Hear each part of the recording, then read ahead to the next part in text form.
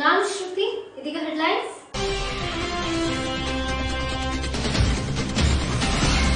ಹಾಥ್ರಸ್ ಸಾಮೂಹಿಕ ಅತ್ಯಾಚಾರಿಗಳಿಗೆ ಗಲ್ಲು ಶಿಕ್ಷೆ ನೀಡುವಂತೆ ಆಗ್ರಹಿಸಿ ಹುಬ್ಬಳ್ಳಿಯಲ್ಲಿ ವಿವಿಧ ದಲಿತ ಸಂಘಟನೆಗಳ ಒಕ್ಕೂಟ ಬೃಹತ್ ಪ್ರತಿಭಟನಾ ಮೆರವಣಿಗೆ.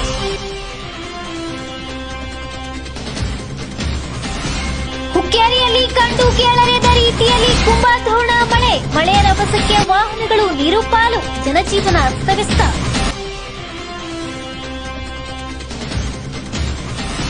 ಹುಬ್ಬಳ್ಳಿಯ ಹದಗೆಟ್ಟ ರಸ್ತೆಗಳನ್ನು ಸುಧಾರಿಸುವಂತೆ ಆಗ್ರಹಿಸಿ ರಸ್ತೆ ಗುಂಡಿಗಳಲ್ಲಿ ದೋಣಿ ಬಿಡುವ ಮೂಲಕ ವಿನೂತನ ಪ್ರತಿಭಟನೆ.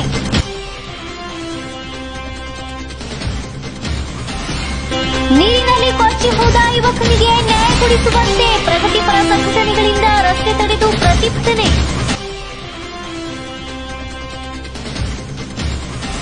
ಕರ್ನಾಟಕ ವಿಧಾನ ಪರಿಷತ್ ಚುನಾವಣೆಯ ಪಶ್ಚಿಮ ಪದವೀಧರ ಮತಕ್ಷೇತ್ರದ ಜೆಡಿಎಸ್ ಅಭ್ಯರ್ಥಿಯಾಗಿ ಶಿವಶಂಕರ್ ಕಲ್ಲೂರ್ ಸ್ಪರ್ಧಿಸಿದ್ದು ಇವರ ಗೆಲುವು ಖಚಿತ ಎಂದು ವಿಧಾನ ಪರಿಷತ್ ಸದಸ್ಯರಾದ ಬಸವರಾಜ ರೆಡ್ಡಿ ನಗರದಲ್ಲಿಂದು ಮಾತನಾಡಿದ ಅವರು, ಪಶ್ಚಿಮ ಪದವೀಧರ ಚುನಾವಣೆಗೆ ಇಂದಿನಿಂದ ಚುನಾವಣಾ ಪ್ರಚಾರಕ್ಕೆ ಚಾಲನೆ ನೀಡಲಾಗುತ್ತಿದೆ. ನಮ್ಮ ಅಭ್ಯರ್ಥಿ ಗೆಲುವಿಗಾಗಿ ಪ್ರಾಮಾಣಿಕವಾದ ಪ್ರಯತ್ನ ನಡೆಸಿದ್ದೇವೆ. ಈಗಾಗಲೇ ಬೇರೆ ಬೇರೆ ಪಕ್ಷದ ಅಭ್ಯರ್ಥಿಗಳು ನನ್ನನ್ನು ಸಂಪರ್ಕ ಮಾಡಿದ್ದಾರೆ, ಬೆಂಬಲ ಸೂಚಿಸುವಂತೆ ನನಗೆ ಮನವಿ ಮಾಡಿದ್ದಾರೆ. ಆದರೆ ನಾನು ನಮ್ಮ ಪಕ್ಷದ ಅಭ್ಯರ್ಥಿ ಶಿವಶಂಕರ್ ಕಲ್ಲೂರ್ ಅವರಿಗೆ ಮಾತ್ರ ಬೆಂಬಲಿಸುತ್ತೇನೆ ಎಂದರು. ಇನ್ನು ಈ ವೇಳೆ ಪಶ್ಚಿಮ ಪದವೀಧರ ಕ್ಷೇತ್ರದ ಜೆಡಿಎಸ್ ಅಭ್ಯರ್ಥಿಯಾದ ಶಿವಶಂಕರ್ ಕಲ್ಲೂರ್ ಮಾತನಾಡಿ, ಪದವೀಧರರು ನಿರಾಶೆ ಮತ್ತು ಹತಾಶೆ ಭಾವನೆಯಲ್ಲಿದ್ದಾರೆ. ಅವರ ಸಮಸ್ಯೆ ಪರಿಹಾರದ ಬಗ್ಗೆ ಈ ಹಿಂದೆ ಅಧಿಕಾರದಲ್ಲಿದ್ದ ಬಿಜೆಪಿ ಸರ್ಕಾರ ಮಾಡಿಲ್ಲ. ಈ ಹಿನ್ನೆಲೆಯಲ್ಲಿ ಪದವೀಧರರು ಈ ಬಾರಿ ನನಗೆ ಮತ ಕೊಡುವರು ಎಂಬ ನಂಬಿಕೆ ಇದೆ. ಇನ್ನು ಈಗಾಗಲೇ 8-10 ತಿಂಗಳಿನಿಂದ ಯುವ ಮತದಾರರನ್ನ ತಲುಪುವ ಕೆಲಸ ಮಾಡಿದ್ದು, ಈ ವೇಳೆ ಸಂಕ್ನೂರು ಹಟಾವೋ ಪದವೀಧರ ಬಚಾವೋ ಎಂಬ ತಿಳುವಳಿಕೆ ನೀಡಿ ಮತ ಪಡೆಯುವ ಕೆಲಸ ಮಾಡಲಾಗುವುದೆಂದರು. ಇನ್ನು ಈ ವೇಳೆಯಲ್ಲಿ ಮುಖಂಡರಾದ ಗುರುರಾಜ್ ಹುಣಸಿಮರದ್, ರಾಜಣ್ಣ ಕುರ್ವಿ, ಶಿವಣ್ಣ ಹುಬ್ಬಳ್ಳಿ, ಗಂಗಾಧರ್ ಹಿರೇಮಠ್ ಸೇರಿದಂತೆ ಪ್ರಮುಖರು ಮುಂತಾದವರು ಉಪಸ್ಥಿತರಿದ್ದರು.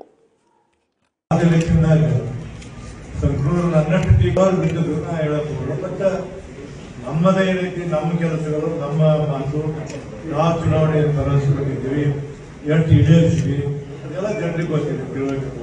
ಅದ್ರ ಮ್ಯಾಗಿಂದ ನಮ್ಮ ಕೆಲಸ ಎಲ್ಲರಿಗೂ ಕೂಡ ಐತೆ. ಈಗ ನಾ ಸಿದ್ದರಾಮಯ್ಯ ಕೂಡ ಸಂಬಂಧ ಸರಿ ಇಟ್ಕೊಂಡಿನಿ, ಯಡಿಯೂರಪ್ಪ ಕೂಡ ಇಟ್ಕೊಂಡಿನಿ, ಕುಮಾರಸ್ವಾಮಿ ಕೂಡ ನನ್ನ ನಡವಳಿಕೆ ಮೇಲೆ ವಿಶೇಷವಾಗಿ ನನಗಂತೂ ಗೊತ್ತಿಲ್ಲ. ಇವತ್ತಿನವರೆಗೆ ನನಗೇನು ಗೊತ್ತಿಲ್ಲ. ನಾನು ಒಂದು ಹೇಳ್ತೀನಿ, ನಾನು ಬಹಳ ಕೆಟ್ಟ ಭಾಷೆ, ಬಿಜಾಪುರ ಭಾಷೆ ಬೇಡ. ನಾನು ಯಾವುದೇ ರೀತಿಯಿಂದ ಮುಂಜಾನೆ ಒಂದು ಸಂಜೆಗೊಂದು ಉದ್ಯೋಗ ಮಾಡಂಗಿಲ್ಲ ರಾಜಕೀಯ ಚುನಾವಣೆ. ನಾ ಹೇಳಿದ್ದೀನಿ ಎಷ್ಟೋ ಸರಿ, ಪದವೀಧರ ಮತ್ತು ಶಿಕ್ಷಕರ ಎಚ್.ಕೆ. ಪಾಟೀಲ್ ನನಗೆ ಸ್ವಲ್ಪ ಹೊಂದಾಣಿಕೆ ಇರ್ತಾವೆ. ಅದು ನಾನು ಬಹಳ ಪ್ರಾಮಾಣಿಕವಾಗಿ ಸದನದಲ್ಲೇ ಮಾತಾಡಿದ್ದೆ. ಯಾಕಂದ್ರೆ ಉತ್ತರ ಕರ್ನಾಟಕದ ಸಮಸ್ಯೆಗಳಿಗೆ ಹೋರಾಟ ಮಾಡುವಂತ ನಾವಿಬ್ಬರು ಒಂದಿದ್ವಿ, ಅವಾಗ ಮಾಡ್ತಿದ್ವಿ. ಅದಾದ ನಂತರ ನಾವು ಯಾವುದೇ ರೀತಿಯಿಂದ ನಾವು ಶಿಷ್ಯನಿರಲಿ ಯಾರೇ ಇರಲಿ ಖಂಡಿತವಾಗಿ ಪ್ರಾಮಾಣಿಕವಾಗಿ ಹೇಳ್ತಿದ್ದೀನಿ, ನಮ್ಮ ನಾಲಿಗೆ ಒಂದೇ ಇದೆ, ಎರಡು ನಾಲಿಗೆ ನಮಗಿಲ್ಲ. ಯಾವುದೇ ಪರಿಸ್ಥಿತಿಯಲ್ಲಿ ಶಿವಶಂಕರ್ ಕಲ್ಲೂರನ್ನ ಬಿಟ್ಟರೆ ಇನ್ನೊಬ್ಬರ ಬಗ್ಗೆ ನಾನೇನು ಮಾತಾಡೋದಿಲ್ಲ. ನನಗೆಲ್ಲರೂ ಭೇಟಿಯಾಗ, ನನಗೆಲ್ಲ ಅಭ್ಯರ್ಥಿಗಳು ಭೇಟಿಯಾಗ ದೇವರು ಒಳ್ಳೇದು ಮಾಡಪ್ಪ ಅಂತ ಬಿಡಬೇಕು. ಅದನ್ನು ಬಿಟ್ಟ ನಾನು ಶಿವಶಂಕರ ಕಲ್ಲೂರ್ ಅವರಿಗೆ ಯಾವ ರೀತಿ ಚುನಾವಣೆಯನ್ನ ಈ ಸರಿ ಮಾಡ್ತೀನಿ ಅನ್ನೋದು ನಿಮ್ಗೊಂದು ವಾರ ಬಿಟ್ಟು ಗೊತ್ತಾಗ್ತದೆ. ನಾನು ಪ್ರಾಮಾಣಿಕ ಮಾಡ್ತೀನಿ. ಒಟ್ಟಿನ ಮೇಲೆ 43,000 ರೂಪಾಯಿ, 40ರಿಂದ 43,000 ಮಾಡ್ತೀವಿ ನಾವು.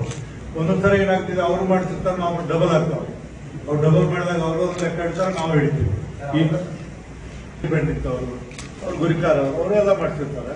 ಎಲ್ಲರೂ ಮಾಡಿಸುವಾಗ ಒಮ್ಮೆ ನಾವು ನಮಗೋದಾಗ ಸಹಿ ಮಾಡಿಕೊಡ್ತಾರೆ, ಅವರು ಸಹಿ ಮಾಡಿಕೊಡ್ತಾರೆ. ಕೆಲವರು ಮಾಡಿಸಿ ಅಂತ ಹೇಳ್ತಾರೆ, ಕೆಲವರು ಯಾಕಪ್ಪ ಕೆಟ್ಟ ಮಾಡಿಕೊಡು ಅಂತ ಮಾಡಿಕೊಡ್ತಾರೆ. ಹಿಂಗಿರ್ತೀವಿ. ಒಟ್ಟಾರೆ ಈಗ ನನ್ನ ಇದ್ರ ಪ್ರಕಾರ ನಾವು 50,000 ಫಾರ್ಮ್ ಪ್ರಿಂಟ್ ಮಾಡಿದ್ವಿ. 40-42,000 ನಾವು ಆಗಿದೆ ಅಂತ ನಮ್ಮ ನಂಬಿಕೆ. ಚುನಾವಣೆಯಲ್ಲಿದ್ದಂತ ರಿಜಿಸ್ಟ್ರೇಷನ್ ನಂಬರ್ ಹಾಕಿ ಕಳಿಸ್ಕೊಟ್ರೆ ಆಗೋಗಿತ್ತು. ಪ್ರೈಸ್ ಮಾಡಿಸ್ಬೇಕಾದ್ರೆ ಇವ್ರಿಗೆ ಮಾರ್ಕ್ಸ್ ಕಾರ್ಡ್ ಬೇಕು. ಇನ್ನೊಂದು 40 ವರ್ಷದಿಂದ 50 ವರ್ಷದಿಂದ ಯಾವ ಒಬ್ಬ ರಿಟೈರ್ಡ್ ಅಂತ. ಜಿಲ್ಲೆಯ ವಿವಿಧ ಕಡೆಗಳಲ್ಲಿ ಭಾರಿ ಮಳೆಯಾಗುತ್ತಿದೆ. ಹುಕ್ಕೇರಿಯಲ್ಲಿ ಕಂಡು ಕೇಳರಿದ ರೀತಿಯಲ್ಲಿ ಮಳೆಯಾಗಿದೆ. ಜಿಲ್ಲೆಯ ವಿವಿಧ ಕಡೆಗಳಲ್ಲಿ ರವಿವಾರ ಭಾರೀ ಮಳೆಯಾಗಿದ್ದು ಹುಕ್ಕೇರಿಯಲ್ಲಿ ಕಂಡು ಕೇಳರಿಯದ ರೀತಿಯಲ್ಲಿ ಮಳೆಯಾಗಿದೆ. ಮಳೆಯ ರಭಸಕ್ಕೆ ಹುಕ್ಕೇರಿ ಪಟ್ಟಣದ ವಾಹನಗಳು ನೀರು ಪಾಲಾಗಿವೆ. ರವಿವಾರ ಮಧ್ಯಾಹ್ನ ರಭಸವಾಗಿ ಸುರಿದ ಮಳೆಯಿಂದ ಜನಜೀವನ ಅಸ್ತವ್ಯಸ್ತವಾಗಿದೆ. ಹುಕ್ಕೇರಿಯಲ್ಲಿ ಕುಂಭದ್ರೋಣ ಮಳೆ 68 ವರ್ಷಗಳ ಆಯುಷ್ಯದಲ್ಲಿಯೇ ಕಂಡಿಲ್ಲ. ನಮ್ಮ ಮನೆಯಲ್ಲಿ ಇದೇ ಮೊದಲ ಸಲ ನೀರು ನುಗ್ಗಿದೆ. ಇಲ್ಲಿ ಇಂತಹ ಮಳೆ ಇತಿಹಾಸದಲ್ಲಿ ಇದೇ ಮೊದಲು. ಬೆಂಗಳೂರಿನಲ್ಲಿ ಸುರಿಯುತ್ತಿರುವ ಭಾರೀ ಮಳೆಯ ಚಿತ್ರ ಈಗ ನಮ್ಮ ಹುಕ್ಕೇರಿಯಲ್ಲಿ ಕಂಡಿರುವುದಾಗಿ ಅಲ್ಲಿನ ಗುರು ಹಿರಿಯರು ಪ್ರತಿಕ್ರಿಯಿಸಿದ್ದಾರೆ. ಪಟ್ಟಣದ ಸರ್ಕಾರಿ ಪ್ರಾಥಮಿಕ ಶಾಲಾ ಶಿಕ್ಷಕರ ಸಹಕಾರಿ ಸಂಘದ 51ನೇ ವಾರ್ಷಿಕ ಸರ್ವಸಾಧಾರಣ ಸಭೆ ಹಾಗೂ ಶೈಕ್ಷಣಿಕ ಚಿಂತನ ಕಾರ್ಯಕ್ರಮ ನಡೆಯಿತು. ಪಟ್ಟಣದ ಸರ್ಕಾರಿ ಪ್ರಾಥಮಿಕ ಶಾಲಾ ಶಿಕ್ಷಕರ ಸಹಕಾರಿ ಸಂಘದ 51ನೇ ವಾರ್ಷಿಕ ಸರ್ವಸಾಧಾರಣ ಸಭೆ ಹಾಗೂ ಶೈಕ್ಷಣಿಕ ಚಿಂತನ ಕಾರ್ಯಕ್ರಮವನ್ನು ಉದ್ಘಾಟಿಸಿ ಮಾತನಾಡಿದರು. ಕಾರ್ಯಕ್ರಮದ ದಿವ್ಯ ಸಾನ್ನಿಧ್ಯ ಸಿದ್ದೇಶ್ವರ ಮಹಾಸ್ವಾಮೀಜಿ ವಹಿಸಿ ಆಶೀರ್ವಚನ ನೀಡಿದರು. ಪ್ರಾಸ್ತಾವಿಕವಾಗಿ ಮಾತನಾಡಿದ ಸಂಘದ ಅಧ್ಯಕ್ಷ ಎಸ್ ಪಾಟೀಲ್, ಕೇವಲ 15 ರೂಪಾಯಿಗಳಲ್ಲಿ ಪ್ರಾರಂಭಿಸಿದ ಸಹಕಾರಿ ಬ್ಯಾಂಕ್ ಈಗ 10 ಕೋಟಿ 60 ಲಕ್ಷ ರೂಪಾಯಿಗಳ ಬಂಡವಾಳವುಳ್ಳ ಬ್ಯಾಂಕ್. ಬೃಹತ್ ಪ್ರಮಾಣದಲ್ಲಿ ಬೆಳೆಯಲು ತಾಲೂಕಿನ ಶಿಕ್ಷಕರ ಸಹಕಾರ ಕಾರಣ ಎಂದರು. ಇನ್ನು ಶಿಕ್ಷಣದಲ್ಲಿ ರಾಷ್ಟ್ರೀಯತೆ ಎಂಬ ವಿಷಯದ ಮೇಲೆ ಉಪನ್ಯಾಸ ನೀಡಿದ ಉಡುಪಿ ಜಿಲ್ಲೆಯ ಕಾರ್ಕಳದ ಉಪನ್ಯಾಸಕ ಆದರ್ಶ್ ಗೋಖಲೆ, ಶಿಕ್ಷಕ ವೃತ್ತಿ ಪವಿತ್ರವಾದದ್ದು. ಗುರು ಹೇಳುತ್ತಾನೆ, ನಾನು ಮೊದಲನೇವನಲ್ಲ, ಗುರು ಮೊದಲ ತಾಯಿ, ಎರಡನೇ ಗುರು ತಂದೆ, ಮೂರನೇ ಗುರು ಶಿಕ್ಷಕ. ಅದರಂತೆ ಸಮಾಜದಲ್ಲಿ ಶಾಸಕರಿಗೆ, ಸಚಿವರಿಗೆ, ಮುಖ್ಯಮಂತ್ರಿಗಳಿಗೆ, ಪ್ರಧಾನಮಂತ್ರಿ ಹಾಗೂ ವಿವಿಧ ಕ್ಷೇತ್ರದಲ್ಲಿ ಕಾರ್ಯನಿರ್ವಹಿಸಿ ನಿವೃತ್ತಿ ಹೊಂದಿದ ಮೇಲೆ ಅವರನ್ನ ಮಾಜಿ ಎಂಬ ಪದ ಸೇರಿಸಿ ಕರೆಯುತ್ತಾರೆ. ಆದರೆ ಶಿಕ್ಷಕರು ನಿವೃತ್ತಿ ಹೊಂದಿದ ಮೇಲೆ ಸಮಾಜದಲ್ಲಿ ಯಾವತ್ತೂ ಮಾಜಿ ಶಿಕ್ಷಕ ಎಂದು ಕರೆಯುವುದಿಲ್ಲ. ಅದುವೇ ಶಿಕ್ಷಕನಿಗೆ ನೀಡುವ ಗೌರವ ಎಂದು ಹೇಳಿದರು.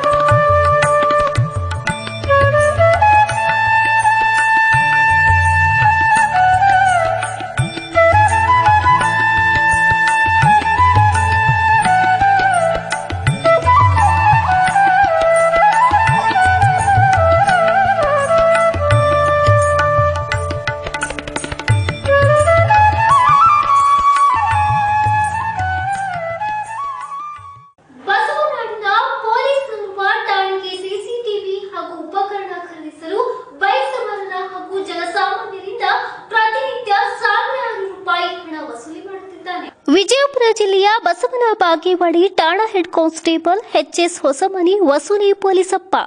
ಬಸವನ ಬಾಗೇವಾಡಿ ಠಾಣೆಗೆ ಸಿಸಿಟಿವಿ, ಹ್ಯಾಂಡ್ ಕ್ಯಾಮೆರಾ ಸೇರಿದಂತೆ ಉಪಕರಣ ಖರೀದಿಸಲು ಮೇಲಿಂದ ಆರ್ಡರ್ ಆಗಿದೆ. ಅದಕ್ಕೆ ನಮ್ಮ ಪೊಲೀಸ್ ಇಲಾಖೆಯ ಅಧಿಕಾರಿಯ ಮಾತಿನಂತೆ ಬೈಕ್ ಸವಾರರು ಹಾಗೂ ಜನಸಾಮಾನ್ಯರಿಂದ 500 ರಿಂದ 600 ರೂಪಾಯಿ ಹೊಸಮನಿ ವಸೂಲಿ ಮಾಡುತ್ತಿರುವ ವಿಡಿಯೋ ಸ್ಥಳೀಯರು ಮೊಬೈಲ್ನಲ್ಲಿ ಸೆರೆ ಹಿಡಿದಿದ್ದಾರೆ. ಇನ್ನು ಪ್ರತಿನಿತ್ಯ ಪೊಲೀಸಪ್ಪ ಹೊಸಮನಿ 25,000ಕ್ಕಿಂತ ಹಣ ವಸೂಲಿಗಿಳಿದಿದ್ದಾನೆ. ಅಲ್ಲದೆ ಬೈಕ್ ಸವಾರರು ಹಣ ನೀಡಿದರೆ 3 ತಿಂಗಳು ನಿಮ್ಮ ಬೈಕ್ಗೆ ದಂಡ ಹಾಕಲ್ಲ ಎಂದು ಹೊಸಮನಿ ವಾದಿಸುತ್ತಿದ್ದಾನೆ. ಇನ್ನು ಕೊರೋನಾ ಮಧ್ಯೆ ಪೊಲೀಸಪ್ಪ ಹೊಸಮನಿ ವಿರುದ್ಧ ಸಾರ್ವಜನಿಕರ ಆಕ್ರೋಶ ಹೊರಹಾಕಿದ್ದಾರೆ.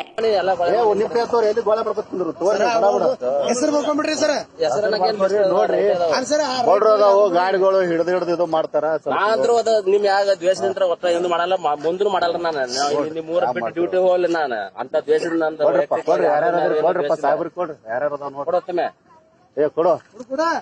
ಈಗ ನಮಗ ಹೇಳ್ಯಾರ ಮಾಡಕ್ತಿಲ್ಲ. ನಮಗೇನಿದ್ರ ಅವಶ್ಯಕತೆ ಇದ್ರ ಸಕ ನಾನು ನಿಮ್ಗೆ ಇವತ್ತಿಗೆ ಬೀಟ್ ನಿಮ್ ಊರಿಗೆ ಬಂದ ಯಾರಿಗಾರ ಒಂದ್ ರೂಪಾಯಿ ಮಂದಿ ಬಂದಾರ. ಯಾರು ನಮಗ್ ರೊಕ್ಕ ಕೇಳಿಲ್ಲ. ಫಸ್ಟ್ ಟೈಮ್ ಕೇಳಿದ್ ನೀವೇ ನಮಗ್ ರೊಕ್ಕ ಬಂದ್ರ ಹಂಗ್ ಬೇಡ. ನೀವ್ ಸಾವಿರ ಹೇಳ್ಬಿಡ್ರಿ ಅಂತ ರೊಕ್ಕ ಇಟ್ಕೊಂಡ್ಬಿಡ್ರಿ. ಎಲ್ಲಾ ಹಳ್ಯಾಗ ಕೊಡ್ಸಾಕತಾರ್ರಿ. ಅವ್ರವ್ರು ಹೆಂಗ್ ಮಾಡ್ತಾರ ಮಾಡಿ. ನೀವು ಕೊಡೋದ ಕೊಡ್ರಿ. ಅವ್ರು ಏನ್ರ ಮಾಡ್ಲಿ. ಕ್ಯಾಮ್ರಾ ಕುಂದ್ರಸ್ಲಿ. ಅವ್ರ ಮನೆಗಾರ ಹೋಯಲ್ರ. ರೊಕ್ಕ ನಿಮ್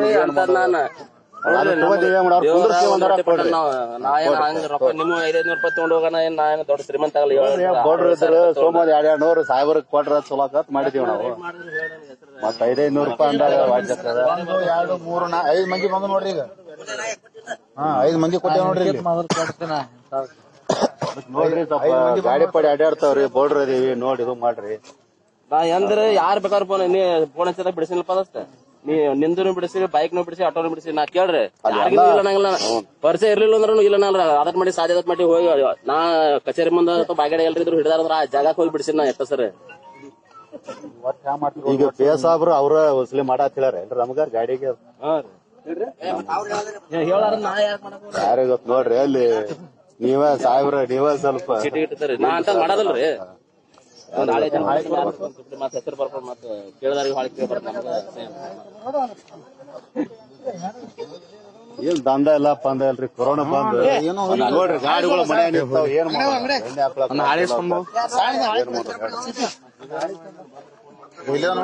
ಗಾಡಿ ಇಲ್ಲೇ ಇಲ್ಲೇ ಮನೆ ಅದನ್ರಿ.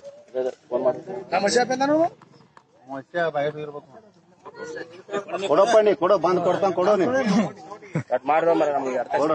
ಸಾಹೇಬ್ರಿಗೆ ಆಗ್ಲೇ ಮುಗಿಲಿ. ಬಾಗಡ್ಯಾಗ ಆಟ ಹಚ್ಚಿ ರೋಮರ ಕೊಟ್ಟ ಹೋಗತ್ ಹೇಳೋದು. ನೀರಿನಲ್ಲಿ ಕೊಚ್ಚಿ ಹೋದ ಯುವಕನಿಗೆ ನ್ಯಾಯ ಕೊಡಿಸುವಂತೆ ಪ್ರಗತಿಪರ ಸಂಘಟನೆಗಳಿಂದ ಮಸ್ಕಿ ಪಟ್ಟಣದಲ್ಲಿ ತಾಲೂಕು ಆಡಳಿತ ವಿರುದ್ಧ ಪ್ರತಿಭಟಿಸಿದರು. ಮಸ್ಕಿ ಪಟ್ಟಣದಲ್ಲಿ ರೈಬಾರ ಹಿರೇಹಳ್ಳದಲ್ಲಿ ಮಾರಲರ್ತಿನ್ನಿ ಜಲಾಶಯದಿಂದ ಹೆಚ್ಚುವರಿ ನೀರು ಹರಿಸಿದ್ದು, ಮಸ್ಕಿ ಪಟ್ಟಣದ ಯುವಕರಿಬ್ಬರು ಬೆಳಗಿನ ಜಾವ ಎಂದಿನಂತೆ ತಮ್ಮ ನಿತ್ಯ ಕರ್ಮಗಳಿಗೆ ಹಳ್ಳದ ಕಡೆಗೆ ಹೋಗಿದ್ದು, ಕೆಲವೇ ಹೊತ್ತಿನಲ್ಲಿ ಹಳ್ಳಕ್ಕೆ ಏಕಾಏಕಿ ನೀರು ರಭಸವಾಗಿ ಹರಿದು ಬಂದಿದ್ದರ ಪರಿಣಾಮವಾಗಿ ಹೋದ ಯುವಕರು ಹಳ್ಳ ಮರಳಿ ದಾಟಲಾಗದೆ ಪ್ರವಾಹಕ್ಕೆ ಸಿಲುಕಿ ಮಧ್ಯದ ಭಾಗದಲ್ಲಿ ನಲುಗಿದ ಜೀವ ವಿದ್ರಾವಕ ಘಟನೆಯೊಂದು ಮಸ್ಕಿಯಲ್ಲಿ ಸಂಭವಿಸಿತ್ತು. ಇಂದು ಪ್ರಗತಿಪರ ಸಂಘಟನೆಗಳು ಹಾಗೂ ಕುಟುಂಬದ ಸದಸ್ಯರು ಚನ್ನಬಸವ ಮಡಿವಾಳ ಎಂಬ ಯುವಕನ ನೀರಿನಲ್ಲಿ ಕೊಚ್ಚಿ ಹೋಗಿದ್ದು, ಶೋಧ ಕಾರ್ಯಕ್ಕೆ ಅಗ್ನಿಶಾಮಕ ಸಿಬ್ಬಂದಿ, ಪೊಲೀಸರು ಮತ್ತು ತಾಲೂಕಾಡಳಿತ ಶೋಧ ಕಾರ್ಯಾಚರಣೆ ನಡೆಸಲಿಲ್ಲ. ನಿನ್ನೆ ಆತನ ಜೊತೆಗಿದ್ದ ವ್ಯಕ್ತಿ ಜಲೀಲನ್ನು ಕಾಪಾಡಿದಂತೆ ಚನ್ನಬಸವನನ್ನು ಕ್ರೇನ್ ಸಹಾಯದಿಂದ ಉಳಿಸಿಕೊಳ್ಳಲಿಲ್ಲ. ಅಧಿಕಾರಿಗಳು ಮುಂಜಾಗ್ರತೆ ವಹಿಸದೆ ನಿರ್ಲಕ್ಷ್ಯದಿಂದ ಹಗ್ಗ ಹಾಕಿ ಕರೆತರುವ ಪ್ರಯತ್ನ ಮಾಡಿದ್ದಾರೆ ಎಂದು ಕುಟುಂಬಸ್ಥರು ಹಾಗೂ ಪ್ರಗತಿಪರ ಸಂಘಟನೆಗಳು ತಾಲೂಕಾಡಳಿತ ವಿರುದ್ಧ ಹಾಗೂ ಪೊಲೀಸರು ಮತ್ತು ಅಗ್ನಿಶಾಮಕ ಅಧಿಕಾರಿಗಳ ವಿರುದ್ಧ ಪ್ರತಿಭಟನೆ ಮಾಡುತ್ತಿದ್ದಾರೆ.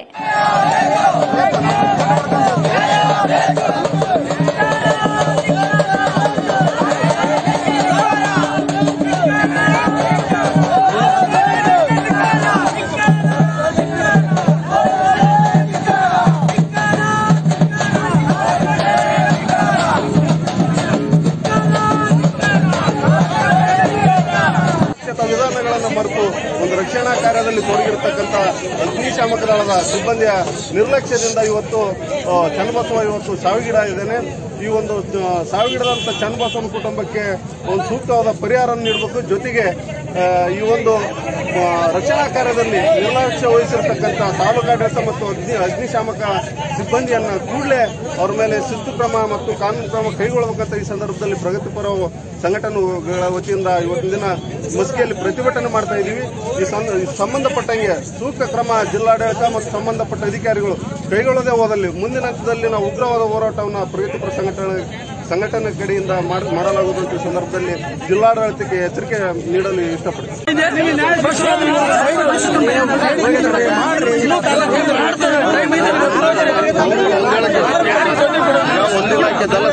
ಕನಿಷ್ಠ ಪಕ್ಷ ಕಂದಾಯ ಅಧಿಕಾರಿಗಳು ಬರ್ತಾರೆ.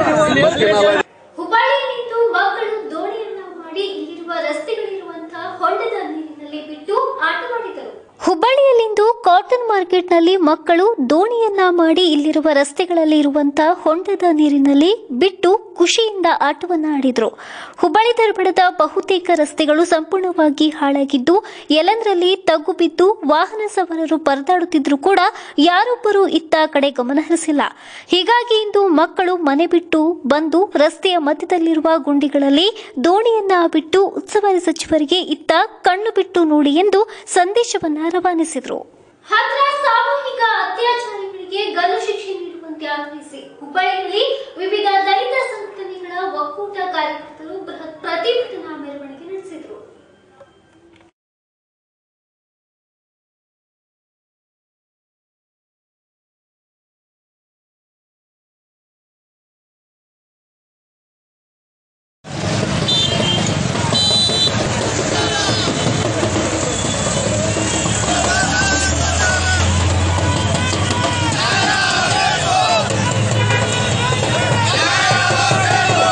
ನಗರದ ಅಂಬೇಡ್ಕರ್ ವೃತ್ತದಿಂದ ತಹಸೀಲ್ದಾರರ ಕಚೇರಿವರೆಗೆ ಬೃಹತ್ ಪ್ರತಿಭಟನಾ ಮೆರವಣಿಗೆ ನಡೆಸಿ ರಸ್ತೆ ಬಂದ್ ಮಾಡಿ ಪ್ರತಿಭಟನಾಕಾರರು ಈ ವೇಳೆ ಉತ್ತರ ಪ್ರದೇಶದ ಮುಖ್ಯಮಂತ್ರಿ ಯೋಗಿ ಆದಿತ್ಯನಾಥ್ ಅವರ ವಿರುದ್ಧ ಘೋಷಣೆಗಳನ್ನು ಕೂಗಿ ಆಕ್ರೋಶವನ್ನು ವ್ಯಕ್ತಪಡಿಸಿದರು.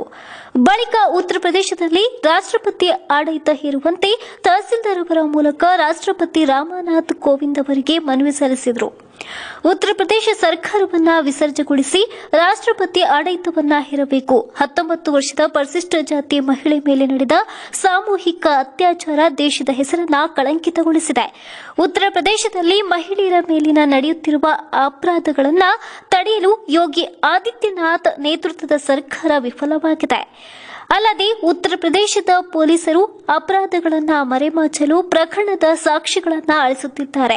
ಹೈಕೋರ್ಟ್ ಅಥವಾ ಸುಪ್ರೀಂ ಕೋರ್ಟ್ನ ನಿವೃತ್ತ ನ್ಯಾಯಾಧೀಶರ ಮೇಲ್ವಿಚಾರಣೆಯಲ್ಲಿ ಪ್ರಕರಣದ ಬಗ್ಗೆ ನಿಷ್ಪಕ್ಷಪಾತ ತನಿಖೆ ನಡೆಯಬೇಕು. ಈ ಪ್ರಕರಣವನ್ನು ಇತರೆ ರಾಜ್ಯದ ವಿಶೇಷ ತ್ವರಿತ ವಿಚಾರಣಾ ನ್ಯಾಯಾಲಯಕ್ಕೆ ನೀಡಬೇಕು. ಉತ್ತರ ಪ್ರದೇಶ ಸರ್ಕಾರವು ಸಂತ್ರಸ್ತೆ ಕುಟುಂಬಕ್ಕೆ ಭದ್ರತೆ ನೀಡಬೇಕೆಂದು ಅವರು ಒತ್ತಾಯಿಸಿದರು.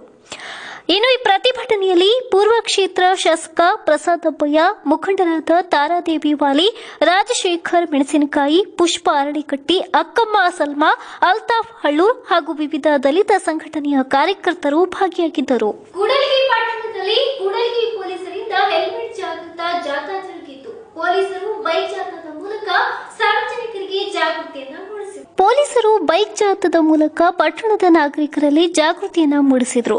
ಸಿಪಿಐ ಪಂಪನಗೌಡ ಮಾತನಾಡಿ, ರಸ್ತೆ ಸಂಚಾರಿ ನಿಯಮಗಳನ್ನು ಹಾಗೂ ಕೋವಿಡ್ ನಿಯಮಗಳನ್ನು ಎಲ್ಲರೂ ಪಾಲಿಸಬೇಕು. ಅದರಿಂದಾಗಿ ವೈಯಕ್ತಿಕ ಮತ್ತು ಕೌಟುಂಬಿಕ ಸುರಕ್ಷತೆಗೆ ಕಾರಣವಾಗಲಿದೆ ಎಂದರು. ಹೆಲ್ಮೆಟ್ ಹಾಗೂ ಮಾಸ್ಕ್ ಕಡ್ಡಾಯವಾಗಿರಿಸಿ ಸರ್ಕಾರ ಕಾನೂನು ಜಾರಿ ತಂದಿದೆ. ಸರ್ಕಾರದ ಸಂಚಾರಿ ನಿಯಮಗಳು ಕಾನೂನು ಮಾತ್ರವಲ್ಲ, ಅವು ನಮ್ಮೆಲ್ಲರ ರಕ್ಷಾ ಕವಚದಂತೆ ಪರಿಣಾಮಕಾರಿಯಾಗಿವೆ. ವ್ಯಕ್ತಿಯ ಹಿಂದೆ ಇಡೀ ಕುಟುಂಬ ಅವಲಂಬಿತವಾಗಿರುತ್ತದೆ. ಕಾರಣ ಸುರಕ್ಷತೆಗಳನ್ನು ನಿರ್ಲಕ್ಷಿಸಬಾರದು. ವೈಯಕ್ತಿಕ ಹಾಗೂ ಕೌಟುಂಬಿಕ ಸುರಕ್ಷತೆ ಜೊತೆಗೆ ಸಾರ್ವಜನಿಕರ ಹಿತಕ್ಕಾಗಿ ಎಲ್ಲರೂ ಕೋವಿಡ್ ನಿಯಮಗಳನ್ನು ಮತ್ತು ರಸ್ತೆ ಸಂಚಾರಿ ನಿಯಮಗಳನ್ನು ತಪ್ಪದೆ ಪಾಲಿಸಬೇಕಿದೆ ಎಂದರು. ಪಿಎಸ್ಐ ತಿಮ್ಮಪ್ಪ ಹಾಗೂ ಪೊಲೀಸ್ ಅಧಿಕಾರಿಗಳು, ಠಾಣಾ ಸಿಬ್ಬಂದಿ ಹಾಗೂ ಪೊಲೀಸರು ಬೈಕ್ ಜಾಥಾದಲ್ಲಿದ್ದರು. ಪಟ್ಟಣದ ಪ್ರಮುಖ ರಸ್ತೆಗಳಲ್ಲಿ, ವೃತ್ತಗಳಲ್ಲಿ ಹಾಗೂ ರಾಷ್ಟ್ರೀಯ ಹೆದ್ದಾರಿಯಲ್ಲಿ ಜಾಥಾ ಸಂಚರಿಸುವ ಮೂಲಕ ಸಾರ್ವಜನಿಕರಲ್ಲಿ ಜಾಗೃತಿ ಮೂಡಿಸಲಾಯಿತು.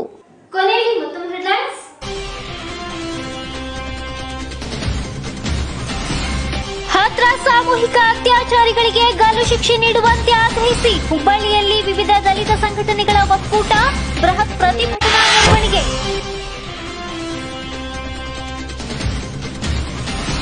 ಹುಕ್ಕೇರಿಯಲ್ಲಿ ಕಂಡು ಕೇಳರಿಯದ ರೀತಿಯಲ್ಲಿ ಕುಂಭದ್ರೋಣ ಮಳೆಯ ರಭಸಕ್ಕೆ ವಾಹನಗಳು ನೀರು ಪಾಲು, ಜನಜೀವನ ಅಸ್ತವ್ಯಸ್ತ.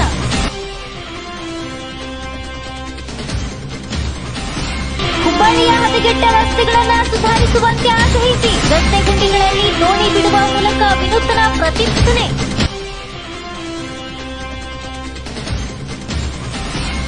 ನೀರಿನಲ್ಲಿ ಕೊಚ್ಚಿ ಹೋದ ಯುವಕನಿಗೆ ನ್ಯಾಯ ಕೊಡಿಸುವಂತೆ ಪ್ರಗತಿಪರ ಸಂಘಟನೆಗಳಿಂದ ರಸ್ತೆ ತಡೆದು ಪ್ರತಿಭಟನೆ.